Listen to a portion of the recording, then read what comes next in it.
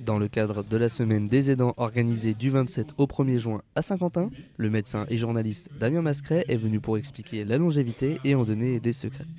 La longévité, en fait, c'est la durée de vie maximale que peuvent avoir nos cellules, parce qu'on est fait de cellules.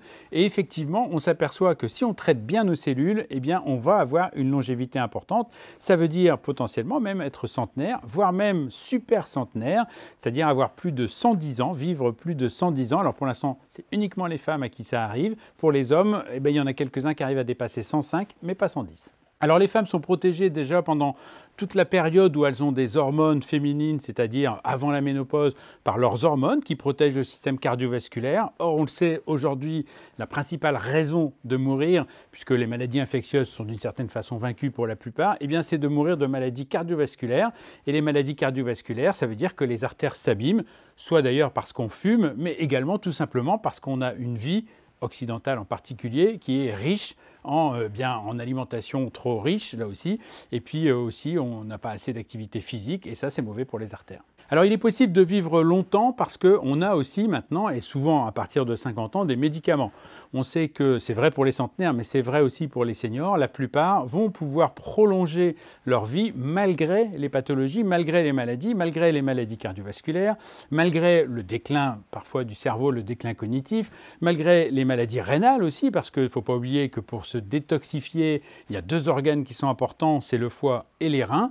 Eh bien, en préservant, en protégeant au maximum, soit par des médicaments, soit par son mode de vie, le foie et les reins, on peut aussi prolonger au maximum sa vie. Et puis aussi, en ayant une activité physique, là aussi, je l'ai déjà dit, mais j'insiste vraiment, parce que l'activité physique, c'est ce qui va permettre à notre système cardiovasculaire d'aller mieux, à notre pompe, le muscle qui est le cœur, lui aussi, d'arriver à aller pomper du sang jusqu'au plus profond des petites artères du cerveau. Donc le but, c'est aussi de vivre longtemps, mais de vivre surtout le plus longtemps possible en bonne santé, même si c'est parfois avec des médicaments.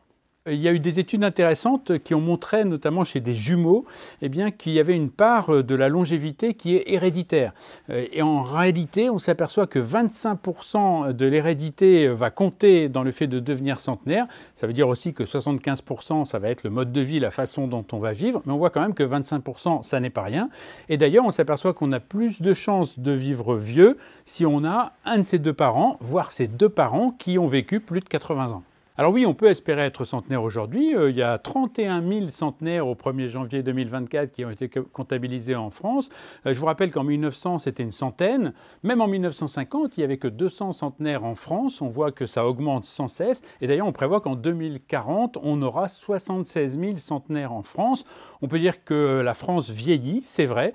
La seule tranche de la population qui augmentera jusqu'en 2050, ce sont les plus de 75 ans. Il faut que la société s'y prépare. Mais ça montre aussi eh bien, que les progrès de la médecine nous permettent de vivre de plus en plus vieux et plus en plus aussi en bonne santé. Alors aujourd'hui, les principaux conseils, c'est d'abord l'alimentation. Là aussi, on s'aperçoit que dans les fameuses zones bleues qui sont riches en centenaires, eh bien, on mange très peu de viande. Car oui, ce n'est pas seulement ce qu'on mange qui est important, mais ce qu'on ne mange pas. Et donc, manger très peu de viande, avoir des rations caloriques réduites. D'ailleurs, au Japon, sur l'île d'Okinawa, où il y a beaucoup de centenaires, 7 fois plus que dans la moyenne des pays industrialisés, on s'aperçoit qu'ils pratiquent ce qu'on appelle le 80%, c'est-à-dire qu'ils s'arrêtent de manger à 80% de leur satiété. Alors bien sûr, c'est un peu théorique, mais pour dire qu'ils ne vont pas manger jusqu'à ne plus avoir faim, à se sentir vraiment repus, mais au contraire s'arrêter un petit peu avant. Et dans toutes les zones bleues, on s'aperçoit que c'est un peu le cas. La plupart des gens, eh bien, et des centenaires en particulier, mangent plutôt très peu. Donc réduire sa ration calorique, ça c'est possible.